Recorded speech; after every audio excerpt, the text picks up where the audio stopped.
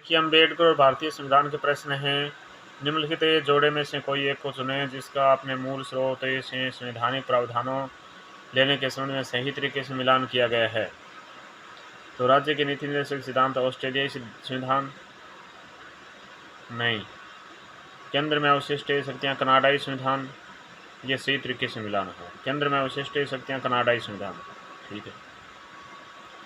भारतीय संविधान का कौन सा अनुच्छेद विधि के शासन की स्थापना करता है? तो अनुच्छेद 14 विधि के शासन की स्थापना करता है, अनुच्छेद 14। भारत के संविधान की प्रस्तावना में उल्लिखित हम भारत के लोग से क्या तात्पर्य है? संप्रभुता भारत के लोगों में नहीं था। भारत के संविधान की प्रस्तावना में उल्लिखित हम भारत के लोग से क्या तात्पर्य? संप्रभुता भारत के लोगों में निहित है। फिर संविधान सभा में प्रारूप समिति के अध्यक्ष कौन थे? बी.आर. अम्बेडकर। संविधान सभा में प्रारूप समिति के अध्यक्ष कौन थे? बी.आर. अम्बेडकर थे। डॉक्टर भीमराव अम्बेडकर को 29 अगस्त 1946 को पदभार सौंपा गया। संविधान प्रारूप समिति का अध्यक्ष है। डॉक्टर भीमराव अम्बेडकर को 29 अगस्त 1946 को पदभार सौंपा गया संविधान प्रारूप समिति का अध्यक्ष का।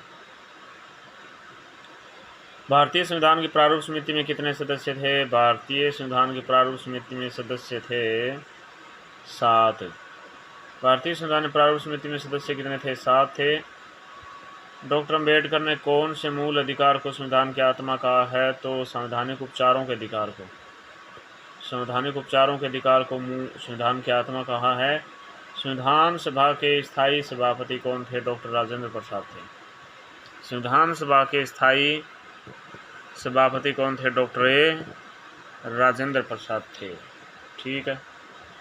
भारतीय संविधान की कौन सी अनुसूची दल बदल विरोधी कानून से संबंधित है? 10वीं अनुसूची दल बदल विरोधी कानून से संबंधित है। भारत एक गणराज्य है क्योंकि राष्ट्रपति निर्वाचित होता है। भारत एक गणराज्य है क्योंकि राष्ट्रपति क्या होता है? निर्वाचित होता है। भारतीय संविधान की उद्देशिका में संशोधन किया गया 42वें संविधान संशोधन द्वारा। भारतीय संविधान की उद्देशिका में संशोधन किया गया 42वें संशोधन द्वारा। भारतीय संविधान में जम्मू कश्मीर को विशेष दर्जा दिया गया, अनुच्छेद 370। भारतीय संविधान में जम्मू कश्मीर को विशेष दर्जा दिया गया, अनुच्छेद 370। भारतीय संविधान में किस अनुच्छेद के अंतर्गत संशोधन किया जा सकता है? अनुच्छेद 368। अनुच्छेद 368 के अंतर्गत संशोधन किया जा सकता है।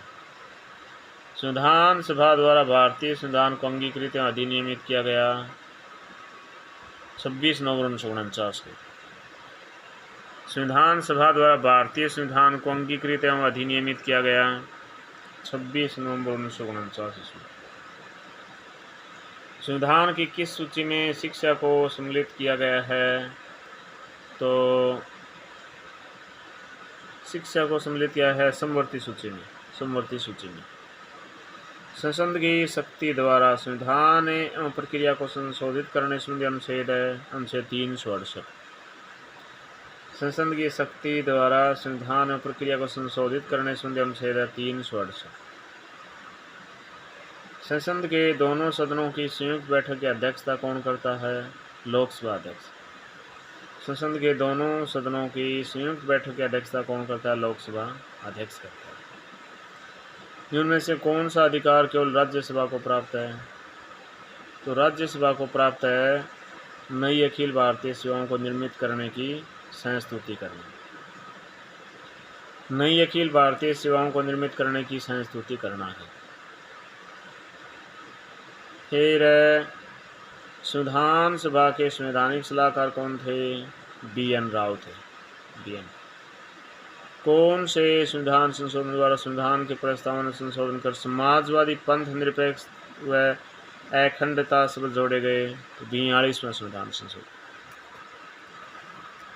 भारत एक गणराज्य है क्योंकि राष्ट्रपति निर्वाचित होता है।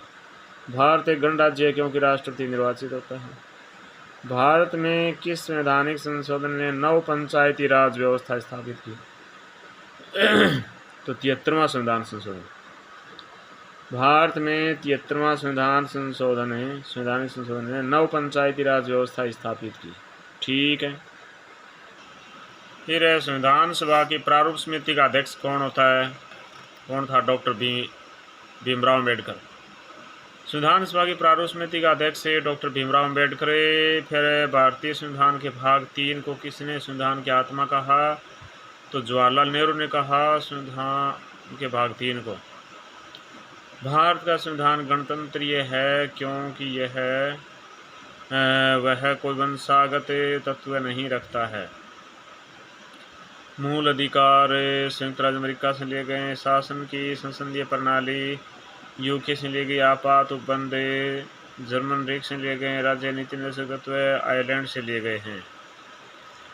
संविधान सभा के संबंध में निम्न में से कौन सा कथन सत्य है? तो ये वयस्क मताधिकार पर आधारित नहीं थी, इसमें कार्य करने के लिए कई समितियां थी। ठीक है। भारतीय संविधान के आधारभूत संरचना के सिद्धांत का तात्पर्य है कि संविधान के कुछ लक्षण ऐसे अनिवार्य हैं कि उनका निराकरण नहीं किया जा सकता। निम्नलिखित अवतरण में जो भारतीय संविधान की प्रस्तावना है उसको अंगीकृत अधिनियमित तो आत्मार्पित किया गया 26 नवंबर 1949 को। भारत के संविधान का प्रारूप तैयार करने वाली संविधान सभा के सदस्यों को विभिन्न प्रांतों की विधानसभाओं द्वारा चुना गया है। वर्ष 1946 में गठित अंतरिम कैबिनेट की अध्यक्षता किसने की? जवाहरलाल नेहरू ने की थी। ठीक है। फिर भारतीय संविधान की विशेषताओं संबंधी प्रावधान न्यायिक निर्वाचन के त्रुटिपूर्ण युगम को पहचानिए। तो गणतंत्रवाद निर्वाचित राष्ट्रपति, सही है। लोकतंत्र सार्वभौम वैश्विक मताधिकार, सही है। संघवाद संसद की सर्वोच्चता, ये गलत है। संविधान की कठोरता मूल ढांचा सिद्धांत, ये सही है। निम्नलिखित में से क्या भारतीय संविधान मूल ढांचे में शामिल नहीं है? तो कानून का शासन, पंथ निरपेक्षता, न्यायिक पुनरावलोकन, संसद की सर्वोच्चता। संसद की सर्वोच्चता, संसद की सर्वोच्चता भारतीय संविधान मूल ढांचे में शामिल नहीं है। भारतीय संविधान मूल ढांचे में शामिल कानून का शासन है, पंथ निरपेक्षता है, न्यायिक पुनरावलोकन है।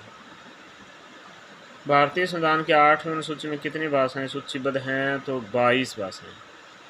भारतीय संविधान के 8वें अनुसूची में 22 भाषाएं सूचीबद्ध है। भारत के संविधान की प्रस्तावना में समाजवादी धर्मनिरपेक्ष शब्द कब जोड़ा गया? 1936 में। भारत के संविधान की प्रस्तावना में समाजवादी धर्मनिरपेक्ष शब्द कब जोड़ा गया? 1936 में। ठीक है।